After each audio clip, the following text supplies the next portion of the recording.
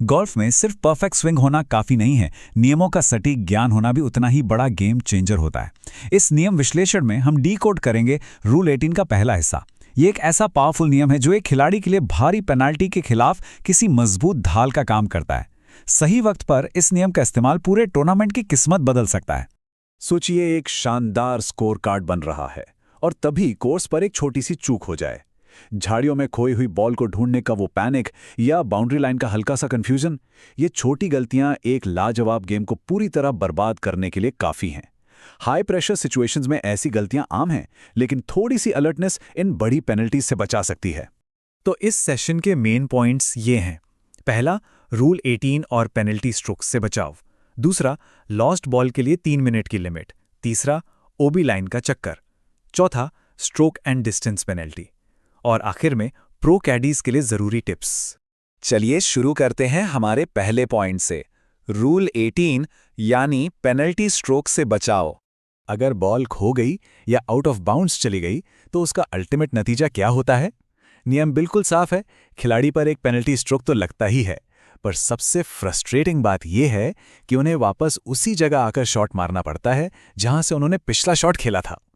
किसी भी खिलाड़ी को इस एक्स्ट्रा स्ट्रोक से बचाना एक प्रोफेशनल कैडी की सबसे पहली और सबसे बड़ी जिम्मेदारी होती है।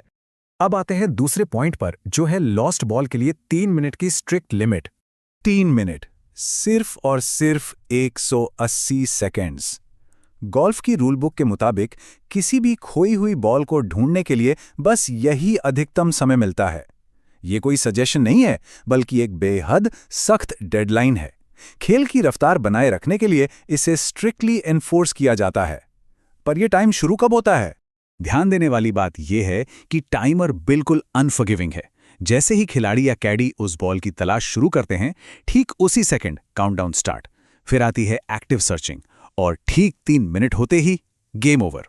उस बॉल को कानूनन लॉस्ट बॉल घोषित कर दिया जाता है।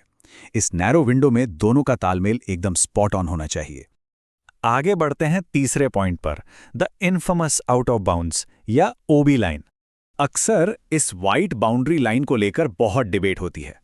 रूल को आसान शब्दों में समझे तो अगर बॉल का एक बाल बराबर हिस्सा भी सफेद ओबी लाइन को टच कर रहा है तो कांग्रेचुलेशंस, बॉल खेल में मानी जाएगी, यानी वो इन बाउंड्स है। लेकिन अगर बॉल पूरी तरह से उस वाइट लाइन के बाहर जा बैठी है तो उसे आउट ऑफ बाउंड्स माना जाएगा। ये मिलीमीटर का डिफरेंस सच में एक मैच का रुख पलटने की ताकत रखता है। Point number 4, stroke and distance penalty. जब एक बॉल टेक्निकली लॉस्ट या ओबी हो जाती है तो एक तगड़ा पेनल्टी मैकेनिज्म ट्रिगर होता है, जिसे स्ट्रोक एंड डिस्टेंस पेनल्टी कहते हैं। ये एसेंशियली एक डबल ब्लो है। स्कोर कार्ड पर एक एक्स्ट्रा स्ट्रोक तो जुड़ेगा ही, साथ में पिछले शॉट की तय की हुई सारी दूरी कैंसिल। सीधे पिछले स्पॉट पर वापस जाओ और दोबारा खेलो। टॉप लेवल गोल्फ में इस आफत से बचना टॉप प्रायोरिटी होती है। और अब आते हैं पांचवें और आखिरी हिस्से पर, प्रो कैडीज के लिए कुछ प्रो टिप्स।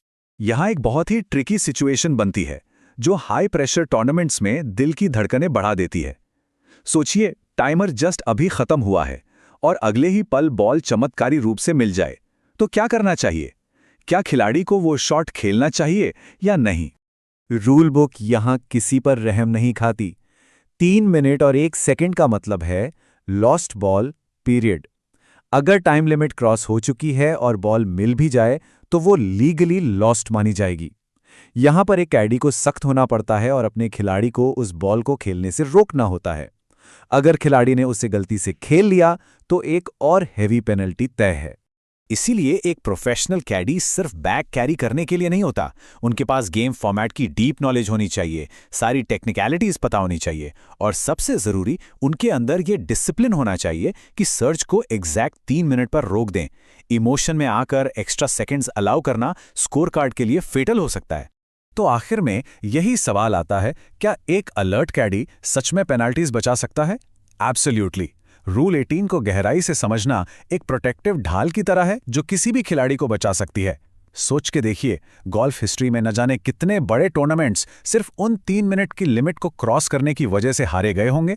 रूल 18 के इस पहले पार्ट में बस इतना ही।